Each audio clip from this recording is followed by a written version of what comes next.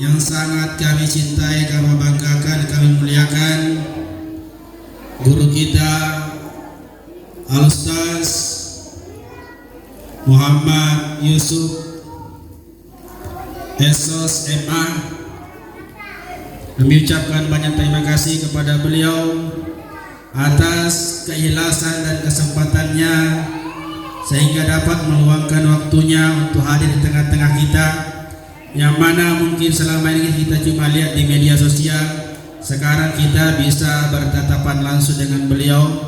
Mudah-mudahan hadir beliau membawa berkah buat kampung kita, kampung Kasa yang kita cintai. Bismillahirrahmanirrahim. Assalamualaikum warahmatullahi wabarakatuh.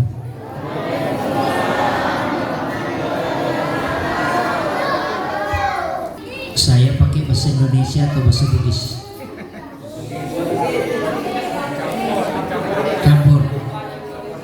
Berapa persen bahasa Bugisnya? Rata-rata Bugis ini. Kebanyakan Bugis ya.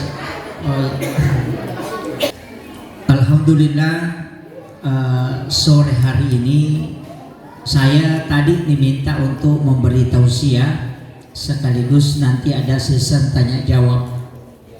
Jadi mudah-mudahan saya tidak lama karena ada acara juga sudah isya ya. Ya, saya ada lanjut sudah isya. Sebenarnya begini, sini saya melihat ada banyak anak-anak kita. Yang paling pokok sebenarnya untuk membina generasi itu tidak mudah. Mendidik anak-anak kita itu tidak mudah sebenarnya. Mulai sejak dia dibuat sampai dari akikah sampai berjalan kehidupannya itu harus dijaga. Menjaga pun seperti itu belum tentu bisa selamat. Nah, makanya generasi ini penting. Makanya Rasulullah SAW itu mewasiatkan kita, adibu auladakum qabla an wiladatikum. Pakai adat memangi anakmu dulu tamu jajian. Artinya jadikanlah anakmu itu berakhlak sebelum kau lahirkan. Ini kan bahasa yang sebenarnya besar maknanya. Makanya saya buka di beberapa kitab, ternyata waktu berhubungan juga itu diatur. Yang mana yang terbaik? Waktu berhubungan yang terbaik untuk melahirkan anak yang cinta agama dan akidahnya kuat itu sesudah sholat duhur. Itu yang paling bagus.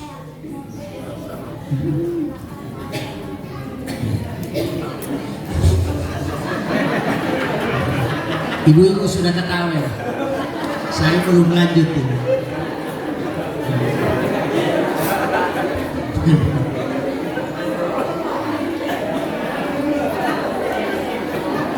Kenapa? Itu hadis Nabi, ketika engkau ingin masuk ke dalam kamar ibu bapakmu di siang hari, maka ketuk pintunya. Kenapa dia menyebut siang hari? Kenapa bukan malam? Kenapa bukan sore atau pagi? Padahal setiap mau masuk ke dalam kamar orang tua itu hendaknya diketuk. Tapi kenapa dia pakai kalimat di siang hari? Itu isyarat untuk kita bahwa di situ ada waktu yang paling bagus untuk melakukan sesuatu yang anak tidak lihat. Itu kuncinya. Kemudian yang kedua, sebelum dan sesudah sholat subuh. Itu juga waktu yang bagus. Tapi dalam kitab Hiyalimiddin karangan karya Imamul Ghazali itu ada satu waktu yang paling bagus kalau mau melahirkan ulama. Di mana itu? Berhubungan setelah berbuka puasa.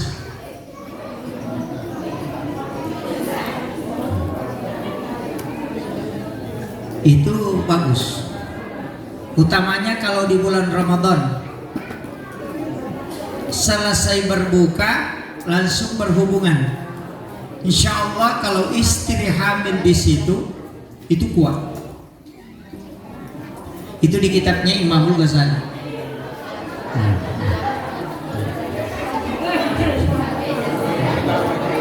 Kenapa Bu? Sudah lewat waktunya. Maliwan ini kalau dibuat sudah isya itu. Makanya sebenarnya termasuk wudhu. Siapa yang berwudu sebelum melakukan hubungan suami istri, kemudian dari hubungan itu menyebabkan istrinya hamil, maka anak itu memiliki keistimewaan yang bisa mengalahkan orang tuanya. Makanya kita disunahkan untuk berwudu. Tapi ingat, jangan sekali-kali berhubungan manakala salah satu pasangan bermimpi berhubungan badan, kemudian bangun dan berhubungan secara nyata dengan pasangan tanpa diantaranya dengan wudu. Karena kapan istrinya hamil dari hubungan itu, maka dipastikan anaknya akan lahir dalam keadaan epilepsi atau kena penyakit ayam. Dari situ sumbernya. Salah satu pasangan itu bermimpi. Ini hasil penelitian Bapak Profesor Dr. Dadang Khawaris dalam buku Psikoterapi Al-Quran. Itu dia meneliti tahun 2007. Makanya dilarang dalam agama. Dan jangan berhubungan ketika pasangan sangat ngantuk, karena nanti anaknya lambat bicara. Pasti.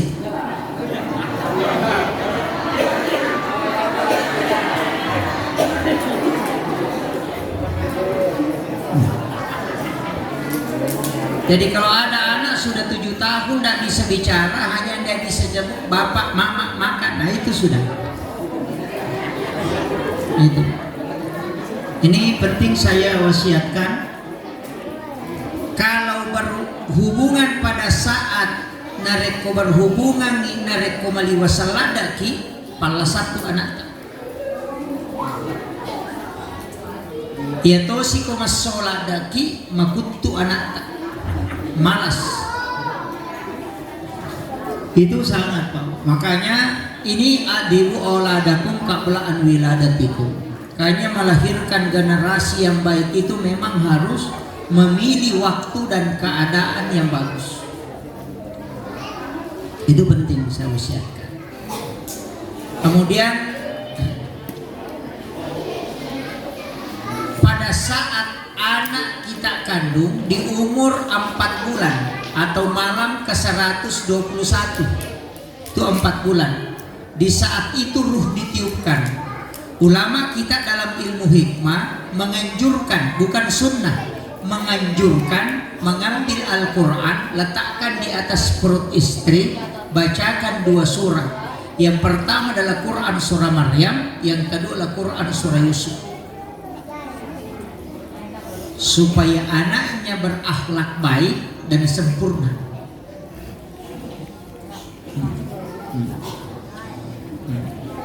Ini kemudian kalau anak dikandung, usahakan, ini saya dapat dalam kitab Tabaqatus Shadidatul Kubra, itu ada. Jadi kalau anak sudah dikandung 4 bulan, ibunya itu harus melakukan wudhu sebelum tidur.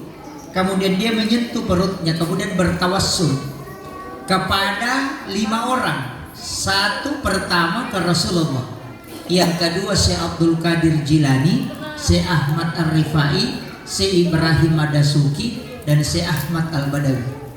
Ini di kitab Tabaqatus Shadidatul Kubra. Jadi komelo imatinro majennei napana, dia baca Fatihah 5 kali. Jadi pertama itulah Hadratin Nabi Mustafa sallallahu alaihi wasallam Muhammadin Al-Fatihah. Kita pakai Al-Mustafa karena namanya Rasulullah setelah dia wafat itu bukan almarhum tapi Al-Mustafa. Yang kasih gelar Al-Mustafa itu malaikat Jibril, bukan orang. Jibril yang memberitahu kepada sahabat Nabi supaya menyebut nama Al-Mustafa bukan almarhum. Iya. Makanya kalau orang baca doa wariala, baca doa untuk orang meninggal, dia kirimkan Fatihah Rasulullah, yang dia pakai itu ila hadratin Nabil Mustafa.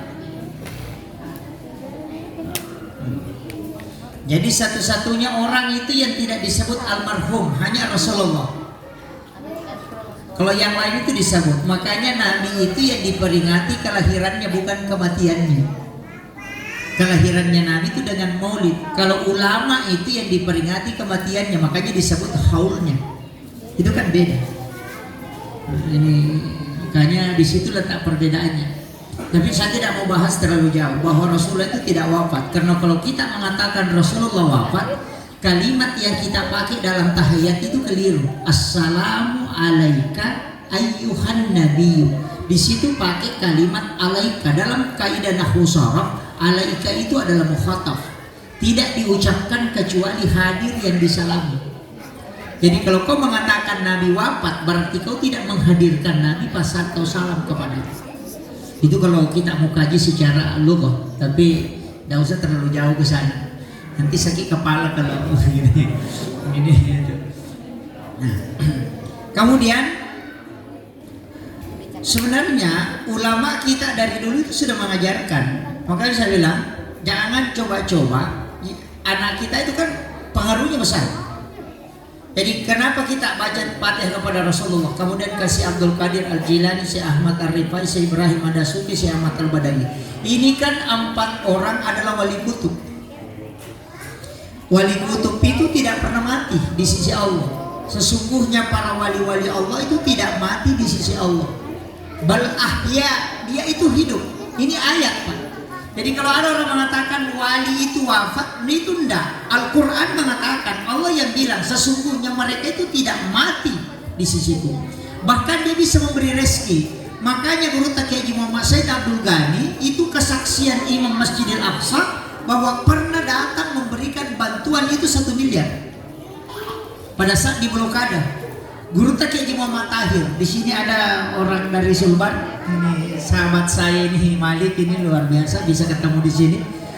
Guru Kiai Haji Muhammad Tahir, Iman Lapeo itu orang Mandar, itu di Sulbar di Polewali, itu 20 tahun lebih meninggalnya, baru dia beli semen untuk masjidnya. Dia yang beli semen, tulisan notanya dia yang tanda tangan, baru dia yang bayar. Orang antara 1 mobil itu datang untuk bawa semen. Orang tidak mau kasih turun karena dia bilang, "Lega agak tahu boleh beli semen makote kan kok." Tidak ada orang bisa beli semen begitu banyaknya. Dia bilang, "Ada yang sudah bayar." Sekalinya diperlihatkan, dia bilang ini tanda tangannya. Orang tidak kasih turun, tapi setelah sopir ini melihat fotonya Guru, dia mengatakan itu yang bayar. Orang bilang itu sudah 20 tahun lebih meninggalnya, terbilang tidak, dia yang datang bayar. Kan begitu, tidak mati di sisi Allah. Makanya ulama itu kan bersilaturahmi. Makanya Guru Profesor Dr. Nasaruddin Umar mengatakan kalau ada ulama nah dia mengambil ilmu pada orang hidup saja, sungguh miskin ilmunya. Makanya kitab Hiyalimin itu di situ ada ditulis mursyidi, guruku. Tapi tidak ada namanya. Ketika ditanya oleh muridnya Imamul Ghazali, ditanya, "Kenapa kau tidak menulis nama gurumu?" Apa kata Imamul Ghazali? "Saya khawatir kalau orang mendatangkan fitnah karena guruku itu adalah orang yang meninggal sebelum saya lahir." Artinya bisa mengambil ilmunya ulama padahal dia orang mati.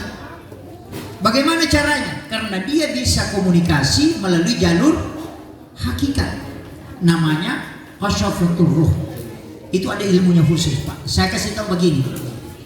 Pernah orang tidur itu mimpi, ya. Biasa kita tulu-tulu mau tidur. Orang yang mimpi itu bisa ke Jakarta bolak-balik, padahal 10 menit saja tidur. Orang tidur itu bisa melihat padahal matanya tertutup. Dia bisa berada di 2 alam padahal dia bersama kita. Coba. Mimpi itu nyata atau tidak? Itu nyata, Pak. Cuma kita tidak bisa bahasakan. Makanya tubuh ini yang wujud, tapi waktu itu tidak wujud. Kenapa kita bisa tahu sekarang, nanti dan tadi hanya karena melihat jam? Seandainya kita tidak pakai jam, bagaimana bisa kita tidak tahu waktu? Makanya orang itu bisa keluar dari zona waktu, tembus ke alam hakikat ketika dia tidak terikat oleh waktu. Makanya sama dengan orang bermimpi, dia bisa berada di sini, kemudian bisa di Jakarta. Pertanyaan sederhana, mata aga na pakai makita atau katulu-tulu makita? Bukan pandangan mata batin, tapi itu adalah ruh idafi. Ini nih kuncinya. Tapi nggak usah terlalu kesana, nanti bilang kemana lagi nih. Sebenarnya kan bisa sekarang Pak. Sekarang bisa.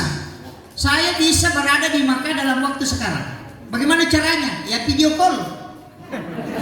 Iya. Video call. Tapi saya ingin tanya, video call itu lewat mana? HP. Bagaimana bisa gambar, suara dan orang bisa datang padahal hanya layar? Tidak ada kabel. Lewat mana dia? Itulah yang dipakai ulama. Cuma dia tidak pakai lensa HP, tapi dia pakai lensa nur qalbiyah. Ini yang, tapi saya tidak buka ke sana. Nanti kalau dapat itu bahaya. Dari situ orang pakai istilah, ada nikah batin, ada menyambung ke letuk memang nona pajoka, aja muloko demu rewa, ujuri bolana, itu semua di situ. Tapi itu ilmu hakikat, saya tidak mau bahas itu. Jadi itu kuncinya Pak. Jadi ilmu sebenarnya itu kalau kita bongkar, itu bisa ditahu. Coba gara, video call kilo Mekah, mas hanya sekian detik, 5 detik, langsung dia ke Mekah. 10 detik, angkat ke Jakarta. Bisa begitu. Padahal hanya layar. Kalau dimatikan, kenapa bisa terkoneksi? Coba deh. Itu secara ilmiah. Makanya peristiwa Isra Mi'raj itu mudah sekali Pak diilmiahkan, hanya dengan video call. Iya, ini makanya orang tua dulu, ilmu orang tua dulu itu cuma pakai air.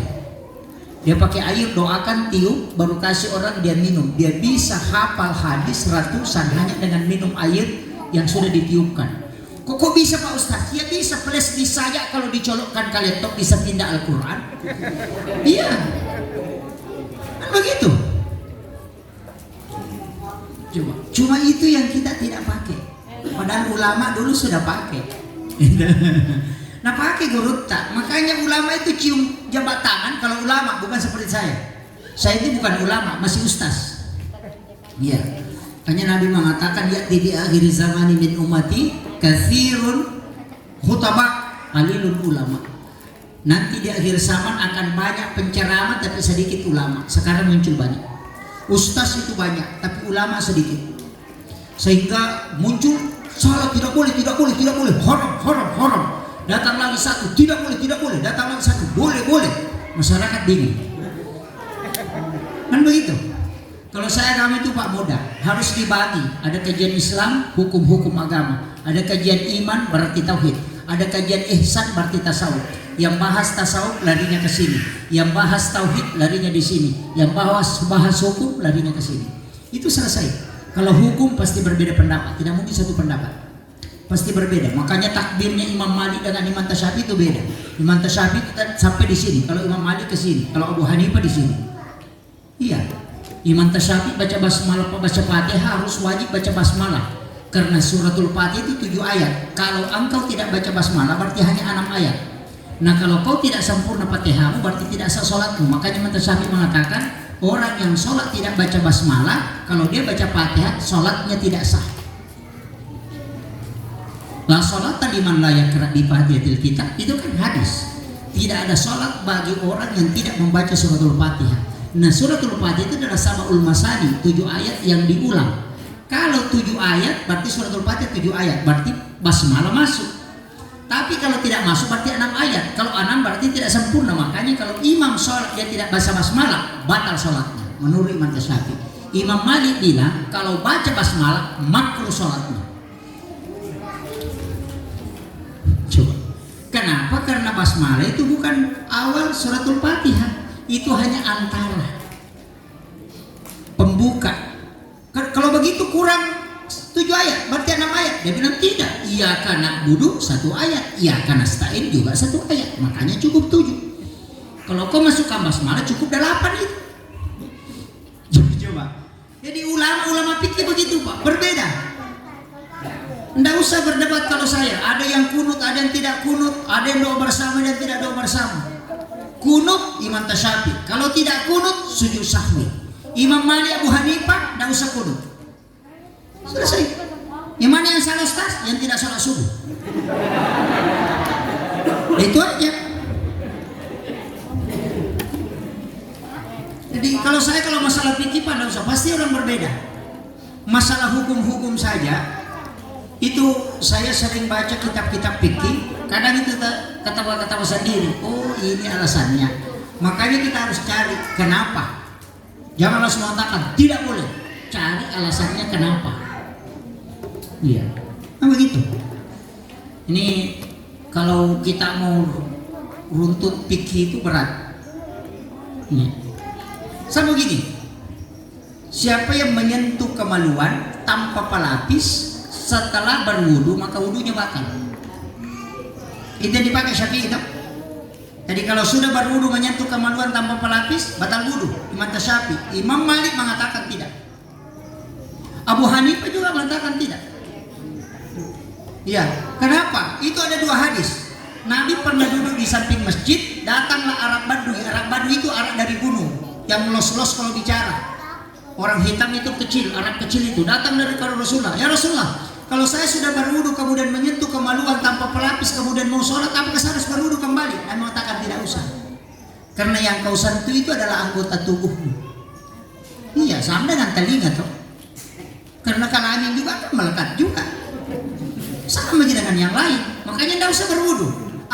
Berselang 29 hari dalam kitab Mustalah al-Hadis itu ada anak muda datang 3 orang ke Nabi bertanya, ya Rasulullah, kalau saya sudah berwudu kemudian menyentuh kemaluan tanpa pelapis kemudian saya mau sholat, apakah saya harus berwudu? Nabi mengatakan berwudulah kalian semua. Mana yang dipakai? Tadi mengatakan tidak apa-apa. Yang kedua pertanyaannya sama bilang berwudulah kalian semua. Disinilah muncul perbedaan pendapat karena ada 2 hadis. Dilihatlah kajiannya. Ada pakai metode al-jam'u, mengambil semua, membenarkan semua, tapi mengkompromikan. Ada juga pakai nasi mansuk, dihapus yang dulu. Kalau undang-undang namanya amandamen, dihapus undang-undang lama, undang-undang baru yang dipakai. Itu namanya nasi mansuk. Ada juga pakai metode tarjih, mana yang paling kuat. Yang metode tarjih Syafi'i pakai. Nah bilang itu yang bertanya orang tua dari gunung lagi, sendiri lagi, tidak usah percaya itu. Nah 2 lasana kotoma-toma taruh-taruh napa tak kelupang. Iya. Ini 3 anak muda yang bertanya, tidak mungkin dia lupa. Nah 3 orang berarti pakai hadis yang paling kuat. Dengan alasan 3 orang ada saksinya. Yang pertama tadi cuma orang tua. Nah, itulah namanya metode tarjih, meneliti mana hadis yang paling kuat. Datang ulama yang lain, dia bilang tidak, lihat dulu siapa yang bertanya. Yang pertama orang tua, yang kedua anak muda. Oh, kalau anak muda yang menyentuh kemaluan batal karena ada syahwat. Kalau orang tua tidak batal karena mungkin gatal jika dia pegang. Mereka tidak begitu. Jadi sama-sama hadisnya tapi pendapatnya beda. Makanya dia ambil kesimpulan batal wudu menyentuh kemaluan ketika ada syahwat. Kalau tidak ada syahwat tidak batal. Itulah nanti semua bersentuhan kulit laki-laki perempuan ada syahwat batal. Kalau sentuhan biasa tidak apa-apa. Ada di situ semua. Coba ini fikih Pak. Ini satu hadis beda pendapat. Kadang ada bilang kok hadisnya sama pendapatnya beda karena kesimpulannya beda. Ini deh. Coba. Jadi ulama kan begitu jadi Pak. Nah kita ini dibawa kadang berdebat baru tidak begitu cocok. Karena tidak tahu kaidahnya. Nah begitu. Makanya ulama tasawuf dengan ulama fikih pendapatnya tidak pernah sama Pak. Ulama fikih kalau sakit berobat. Kalau ulama tasawuf kalau sakit sujud syukur. Kenapa? Karena hadis Nabi, ketika umatku kena penyakit sehari semalam 1 tahun dosanya dihapuskan oleh Allah. Ia kusasusiwan ni malasa sitap dosanya lega. Jadi kalau dia sakit, dia sujud syukur. Makanya Imam Al-Ghazali kalau tidak sakit dalam 1 bulan, dia menangis. Takut kalau Allah lupakan dia. Tapi Tapi kalau orang pikir kalau sakit berobat, karena berobat itu supaya bisa ikhtiar untuk sembuh, supaya bisa beribadah sempurna. Kan begitu. Mana mau diikuti? Kalau berobat nanti bilang kupur nikmat. Kan begitu. Ah, disitulah perbedaan pendapat. Makanya standar ulama tasawuf dengan ulama fikih itu tidak pernah sama. Ulama tasawuf kalau berbohong itu sudah batal wudu. Ulama fikih berbohong tidak masalah. Kenapa dia mengatakan batal? Karena orang yang berbohong itu mengotori wudunya. Karena wudu itu untuk taharah, bukan an-nadhafah. An-nadhafah itu kotoran nampak. Kalau at-tuhuru itu hakikat. Makanya kenapa kumur-kumur menjaga lidah supaya tidak ngomel. Kenapa cuci muka, mata yang dijaga. Makanya kalau melihat perempuan batal wudu menurut pandangan tasawuf, artinya melihat secara syahwat. Kan begitu? Coba. Jadi di situ perbedaannya, Pak. Jadi jangan kadang-kadang kita akan begini, oh enggak usah. Lihat dulu standarnya di mana dia berpendapat. Makanya kau kata makada orang tu nambalalin rona dekana lolongan. Nah, itu bahasa tasawuf itu. Karena ada orang begitu, podomu mas sampaja kode misa-misa na sampajang. Nah begitu. Maka dari bantu mo balalin romo di gamu lulung, tapodani maka datanya tapi palulung aku kena belang. Itu. Coba. Di situ nih kuncinya, Pak. Makanya kalau saya yang penting sholat, ini kan muhasabah. Yang penting sholat. Usahakan sholat. Jangan tidak ada alasan tidak sholat. Karena satu-satunya ibadah yang memang dipertanggungjawabkan langsung dan tidak boleh diwakili hanya sholat. Karena diterima pun tidak diwakili, Nabi langsung menjemput. Nah ini kuncinya. Makanya ibu-ibu yang malas sholat begitu, bilang begini, sholat kok tidak apa-apa, yang penting sholat. Sama ji. Kalau Pak Desa tidak ada laporannya langsung ditangkap. Kalau ada laporannya ada diperiksa. Kalau kita tidak sholat nama hati langsung ditunjuk malaikat langsung ke sana. Sudah. Begitu. Jadi dan sholat itu, Pak, jangan orang mengatakan saya sholat supaya saya kaya. Enggak, sholat itu bukan bikin kaya orang. Wasjudu warka'u ma'arrakiin, sujud dan rukuk bersama orang-orang yang rukuk. Artinya kita disuruh sebagai penghambaan orang yang sholat. Makanya mereka juga bilang begini, saya belum sholat Pak Ustaz karena main judi. Tidak, kalau main judi tetap sholat. Kenapa, Pak? Kalau kau main judi baru tidak sholat, dua pelanggaranmu. Tidak sholat nih juga, tidak tunduk, kau juga sudah melanggar. Tapi kalau kau sholat dan main judi, tinggal satu pelanggaran. Kan begitu? Masa kau mau dua pelanggaran? Ini pasti maka ada pengalatan tahu borotong ini. Detola na sampaja maklas itu nih. Dia buku mas sampaja muki maka ada orang ngakui muka. Hamba saya masih diakui sebagai Tuhan. Kan Allah bilang begitu. Dia masih mengaku bahwa dia adalah hamba, masih sujud di hadapan saya. Kan begitu? Itu kuncinya. Makanya saya bilang pokoknya pemain judi apa? Sholat. Karena kalau bagus sholat, ya pasti berhenti nanti kita lakukan itu. Karena inna sholata tanha anil fahsya'i wal munkar. Jadi dahulukan sholat supaya hilang ini munkar. Jangan tunggu hilangnya munkar baru mau sholat. Kalau mati nah begitu. Makanya saya bilang tidak usah bilang nanti tunggu sadar dulu baru sholat. Enggak, sholat maki. Kan ada sahabat Nabi itu, saya mau masuk Islam tapi tidak bisa berhenti minum. Nabi mengatakan tidak apa-apa, masuklah dulu, tapi tetap haram minum minuman keras hatta yaumil kiamat. Cuma Nabi mengatakan tidak apa-apa, masuk maka dulu Islam. Nanti kalau masuk Islam belajar hilang dengan sendirinya itu. Jadi jangan tunggu nanti sadar baru mau sholat. Wah kalau dulu lebih dulu malakul maut jemput, mau ke apa? Itu kan begitu, Pak. Dan tidak ada orang tidak ada dosanya, makanya ada namanya dosa langganan. Iya, ada dosa langganan. Tahu namanya dosa langganan? Dia sudah sepulah. Lama-lama ngomong lagi. Ini cina begitu. Sepulah. Besok ngomong lagi itu. Itu namanya dosa langganan. Iya. Makanya di dalam Al-Quran mengatakan Innallaha yuhibbut tawwabina. Bukan mengatakan Innallaha yuhibbut taibina.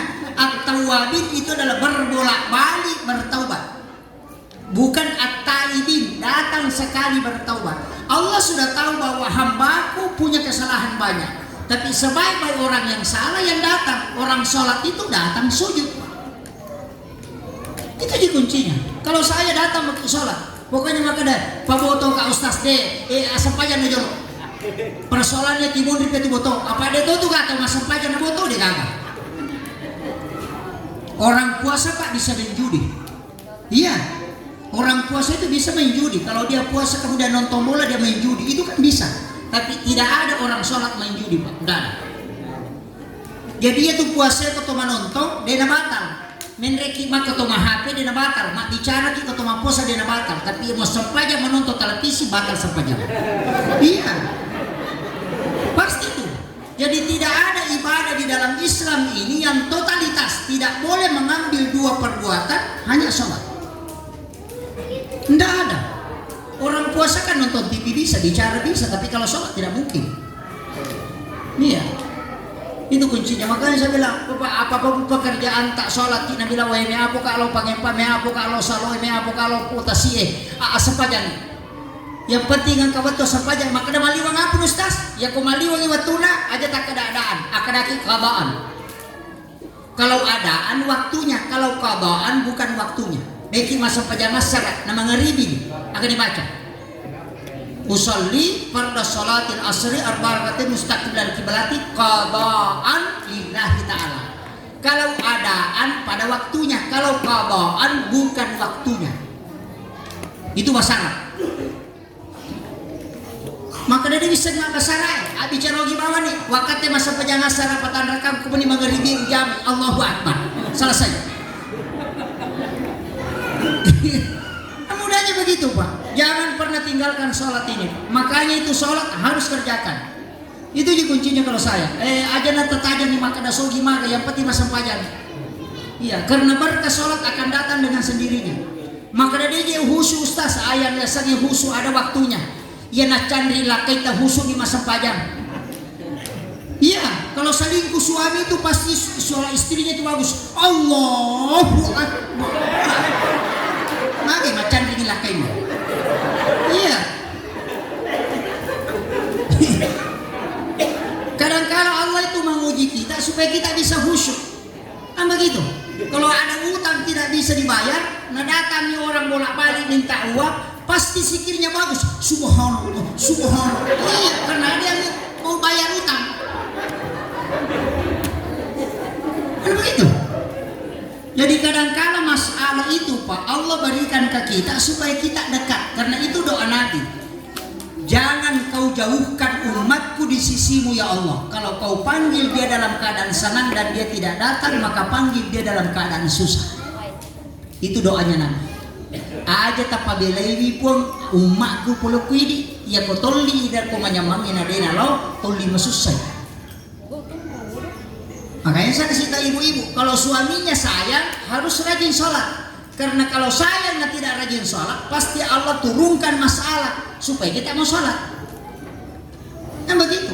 Kadang doanya itu baru khusyuk Pak kalau ada betul guna cari ya Allah, Allah. Wah, tapi kalau ada uang di kantornya sebenarnya. Itu sudah. Kan begitu. Jadi Allah itu sebenarnya yang men-setting kita untuk datang ke dia. Itu rahmat. Makanya tidak usah kalau sahabat tidak ada orang sempurna. Maka laki ustaz itu sempurna kalau sholat cerita mati. Yang bisa sempurna itu waliullah dengan Nabi. Karena memang dari dimasukkan sholat ke dalam kalbunya. Kalau wali itu digenggam kalbunya oleh Allah sehingga terjaga dia. Kalau kita mana? Takbir Allahu Akbar. Ting ting ting ting lah mas itu jual bakso itu. Sudah. Mas pajar barasingan gitu. Asyik nasayana barasingan enggak tahu kan. Iya. Mas pajar nih. Tidak mungkin nakal lu agak may padecegi paling ngerak baca gerakan. Ipakanjaki paling ngerak ya lupa ka disenrakan. Kayak begitu. Ipaingeran rakaatnya ya lupa baca. Tak mungkin sempurna. Makanya orang yang sudah sholat itu salam istighfar 3 kali. Astagfirullahaladzim, astagfirullahaladzim, astagfirullahaladzim. Kenapa istighfar? Nah orang yang istighfar itu kalau sudah melakukan dosa, nah kita sudah sholat. Iya betul, karena orang yang sholat itu 3 dosanya. Dosa pertama bacaannya salah. Dosa kedua ingatannya keliru. Dosa ketiga adalah gerakan tidak sempurna. Makanya kita istighfar 3 kali. Kan begitu, untuk menutupi kesalahan bacaan, kesalahan gerakan, dan kesalahan ingatan. Masa kita menghadap kepada Allah baru yang diingat? Karena apalagi orang itu biasa napa topo memang nyuri dan napa lo masang pajak.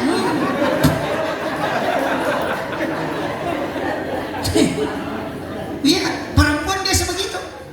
Mak baca warna, napa tamu korinya, napa topo kau pun putek. Nah, sampai nasa pajalor, sana masa pajak tu doli. Memang lelaki aku ni nasa makunan ribu kuya. Langsung pindah lagi. Jadi memang Pak tidak pernah sempurna, makanya ada sholat sunnah itu sampai sunnah Pak tempel penambal.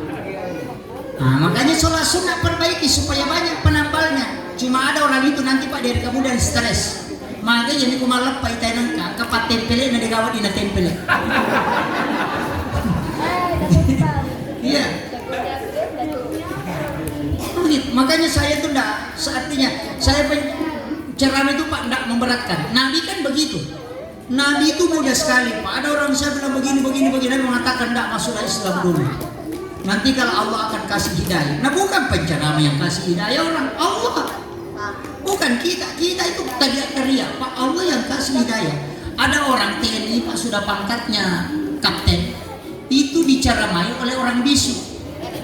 Tahu bebek ceramai? Karena ustaz ceramai dia namanya, tapi tahu bebek mana ceramai apa mainnya? Orang bisu yang ceramai. Jadi itu orang bisu kalau lewat di depan poskonya itu TNI selalu main domino. Ya waktu sholat main domino di situ itu orang bisu lewat. Dia roto bebek lalu, tapi setiap lewat dia itu bawa korek, dia kasih penyala, baru dia kasih begini tangannya, baru dia kasih begini, baru menunjuk begini, baru begini. Dia roto antara kadang aja nasir. Dia tanya ke temannya, kenapa masuk? Nah ya roto bebek atau dina tumi di mana napa kata beri makoi, napa majal lomon ni, napa aku masuk pajak. Nah so napa dangi maka dia itu atau itu kesulimon di rumah sempajang. Betul itu. Ikan namula satu cara mereka, nanya mana lupa pemainnya kak, kada tahu bebek gitu dia sama bicara cara mereka apalagi tahu di situ. Jadi hidayah itu gampang saja Pak. Gampang saja, jadi tidak usah doakan saja orang. Mengapa tuh ke Pak Beria merasa kada itu lecila, kada nak kenal masih tidak, bukan tujuan kita begitu. Tujuan kita mendoakan depot candingan yatina kasih nang kasih bawa lo mak bereja. Itu yang penting. Aja tuh si nasuk lo mau sampaja nasuk dia kecil sampaja aku Pak. Ini kan jadi masalah. Tidak ada orang sempurna Pak. Itu kuncinya. Makanya datanglah kepada Allah dengan penuh ketawaduan. Jangan datang dengan penuh kesombongan. Allah tidak suka orang yang membanggakan ibadahnya itu. Tidak suka. Allah lebih senang orang datang mengadu kepada Allah dengan penuh dosa yang banyak itu. Jadi napoji itu pengalatan Allah rindukan orang yang banyak dosanya kemudian datang sujud menangis di hadapan Allah. Itu Allah rindukan. Jadi itu megai kesalahan tak loki ada pikir ko pengalatan. Nak mau ki meki loki kan? Ya ko Pak Bupati kececah. Kalau di Barau kita tidak suka Pak Bupati, lari saja ke Samarinda, tidak ketemu itu. Tapi kalau Allah mau ke mana? Nih kalau ke Saloy kata, mau ke mana? Mau ke masuk di kamar, dapat kok. Pindah ke sana, ada juga di situ. Wah gua maku main nama akun tuh. Jadi itu makanya, pokoknya itu saja. Serahkan sepenuhnya diri kita. Itu jadi kuncinya. Dan tidak ada orang tidak ada kesalahannya, pasti ada. Cuma ada banyak. Itu makanya. Ini sudah jam berapa? Ini sudah jam 5 ya.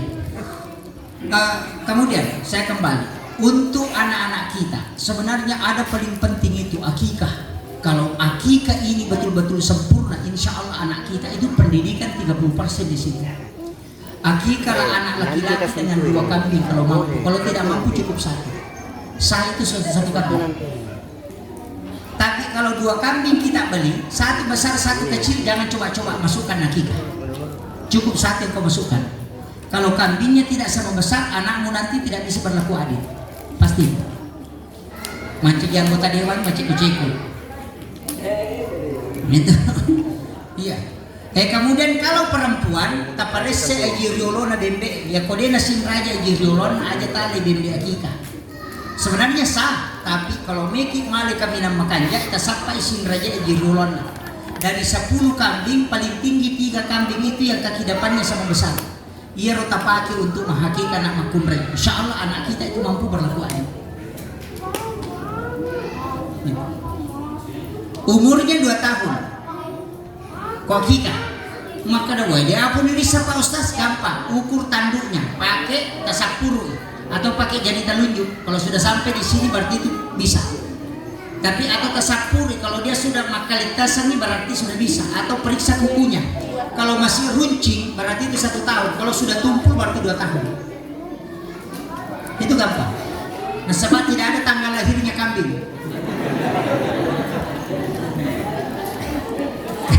Nah, begitu tak? Itu aja Pak. Kalau satu saja mampu 1. Kemudian kalau menyembelih kambing, akikah itu 7 hari kelahiran, 14 hari kelahiran, 21 hari kelahiran. Sunahnya 3 hari itu. Jadi 7 hari kelahiran akikah. Kalau tidak sempat tambah 7 hari berarti 14. Kalau masih tidak sempat tambah lagi 7 hari berarti malam ke 21-nya. Itu sunahnya akikah. Jangan bilang 9, tidak. 7, 14, 21. Makanya bilangan 7 itu orang Bugis itu Pak, kalau ada uangnya angkanya 77, dia bilang wah Indo di ini. Dia nasalai kak di kong kamu ya manasa nih.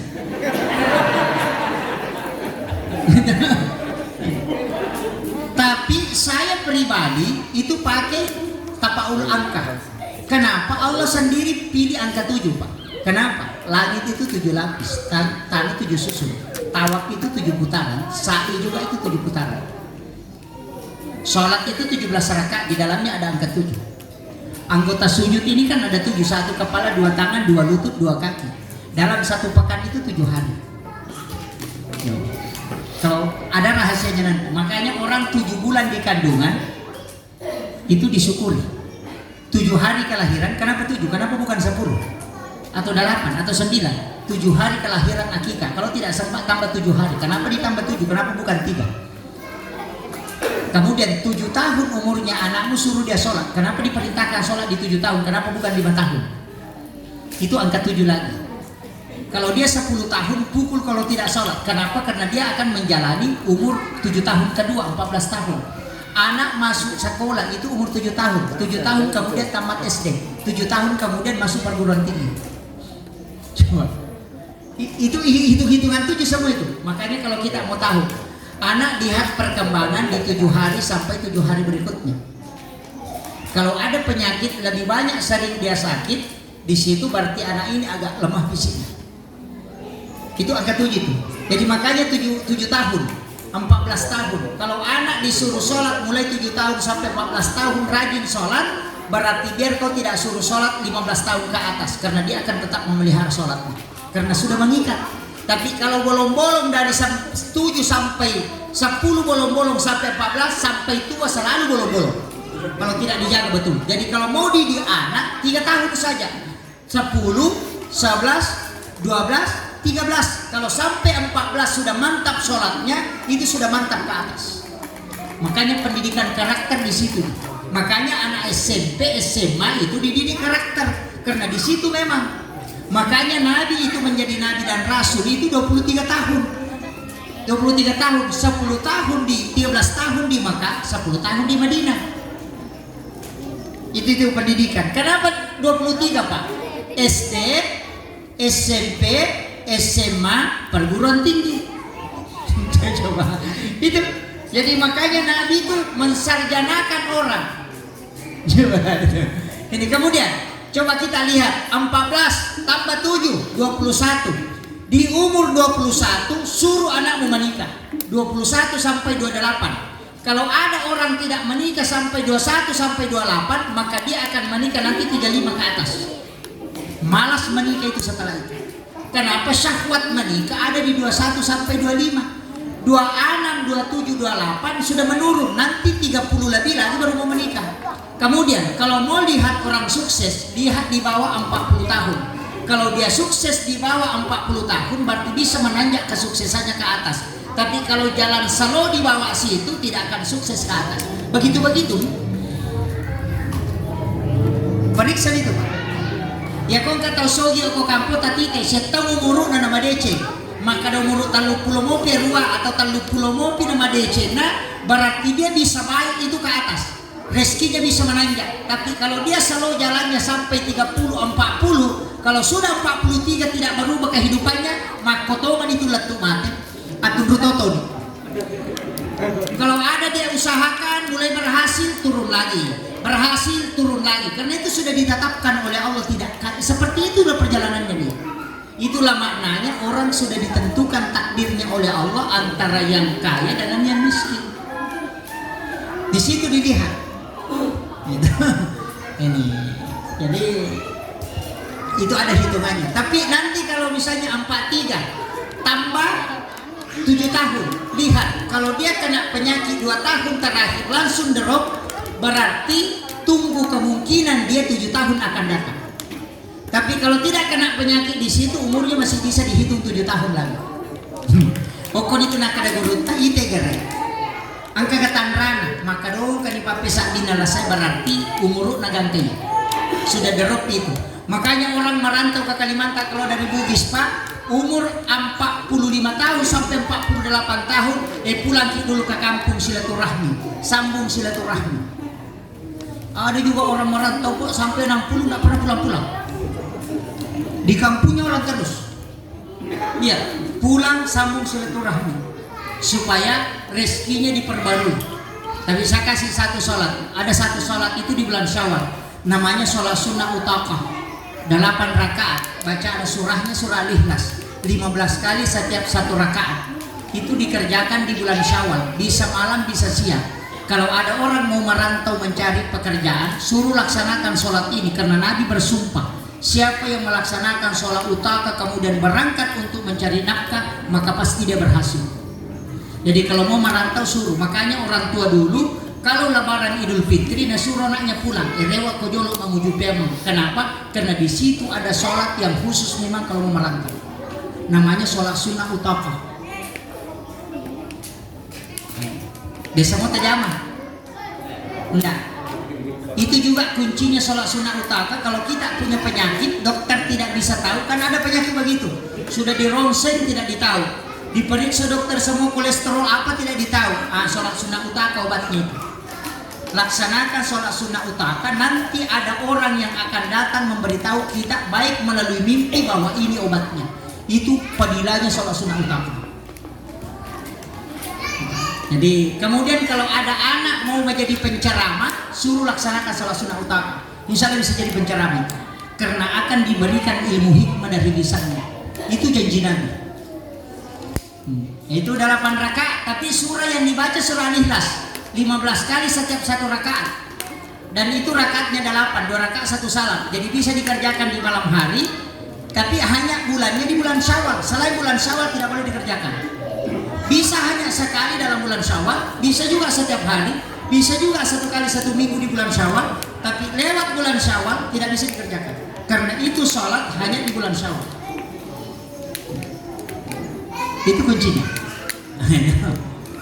Kemudian yang terakhir, ini sudah jam 5 lewat Pak. Karena lagi ada tanya jawab. Saya kasih tahu begini. Hidup itu sederhana. Yang bikin susah itu kita. Sebenarnya hidup itu Pak sederhana sekali.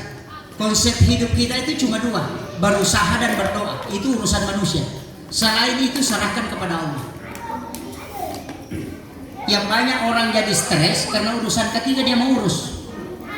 Berusaha, berdoa, mau tahu kesimpulan. Nah itu yang stres. Sama orang ujian Pak, kalau dia sudah belajar, dia sudah ujian, selesai nanti gurumu yang kasih nilai, tidak usah kau pikir. Begitu. Artinya manusia itu kalau kau sudah berdoa dan sudah berusaha, biarkan Tuhanmu yang kasih kesimpulan. Kadangkala kita mengharap bahwa CD ini kapan tapi datang banyak. Kadangkala kita berharap sedikit tapi datang banyak. Kadangkala juga berharap banyak tapi datang sedikit. Itulah kita harus terima. Makanya kalau tugasnya manusia cuma 2, berusaha, berdoa, selebihnya serahkan ke Allah. Cuma kita kadang stres karena mau tahu semua. Jual ini dapat segini, bisa begini. Sama dengannya salah, stres juga. Sudah. Cicilan, kredit semua. Kredit motor, kredit amplak, kredit sendok, kredit semua. Nggak bisa tidur matanya. Besok mau bayar ini, lusa mau bayar ini. Stres nih. Tapi tidak ada di sini toh? Hah? Oh.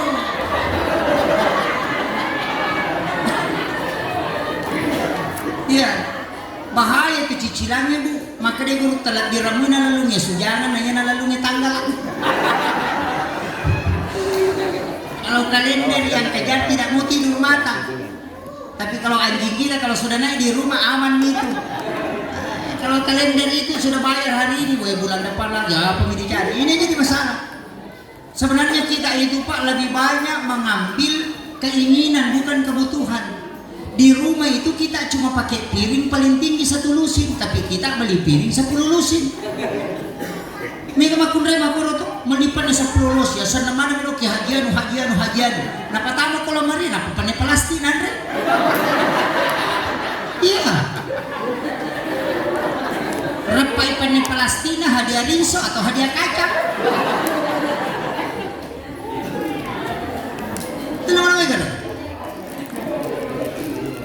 Sebenarnya kebutuhan kita itu sedikit saja, tidak banyak Pak. Cuma karena mata itu yang selalu mau beli. Sama dengan pakaian, tidak ada orang pakai baju 5 lapis 1 malam, tidak ada. Nah kenapa baju penuh lemari? Karena kita selalu ingin pakai. Itu kan jadi masalah. Jadi kuncinya kehidupan itu dari kita aja bikin susah Pak. Dari kita jadi, terutamanya perempuan sekarang, ambil ini jadi stres. Iya, suaminya selalu dimarahi. Jangan tidur di sini, mulut udah tulok, udah kami wajah. Nah ini jadi masalah. Streslah dia, tapi tidak ada di sini tau. Tapi saya kasih tahu, ada satu doa, amalkan ini. Kalau ibu amalkan, itu Nabi janji bahwa rezekimu seperti air hujan yang akan turun tidak pernah terputus. Apa itu? Kalau menjelang maghrib begini, sekitar 7 menit sebelum masuk maghrib, baca wasyams wal laili, kulon surat bil falak dan kulon surat binas. Orang itu tidak akan terputus rezeki. Itu janji Nabi. Wal lail wasyams, kulon surat bil falak dan kulon surat binas. Dibaca 1 kali. Itu menjelang matahari tenggelam. Rezekinya itu tidak pernah terputus dan tidak akan pernah kehabisan uang belanja itu. Cuma kalau bilang, waduh Pak Ustaz, saya sudah tidak bisa bekerja, anak-anak saya sudah tidak mampu, tidak ada di suamiku, tidak ada ni apanya, tidak ada yang kasih, Kak, tinggal sendiri, gampang. Baca Pak doa naulakut tuh. Iya, cukup baca itu Pak, 7 kali maghrib, 7 kali subuh, 3 kali antara azan dan iqamah. Kalau orang sudah azan baca 3 kali, subhana man halakani walam yansani minar rizki, subhana man halakani walam yansani minar rizki, subhana man halakani walam yansani minar rizki.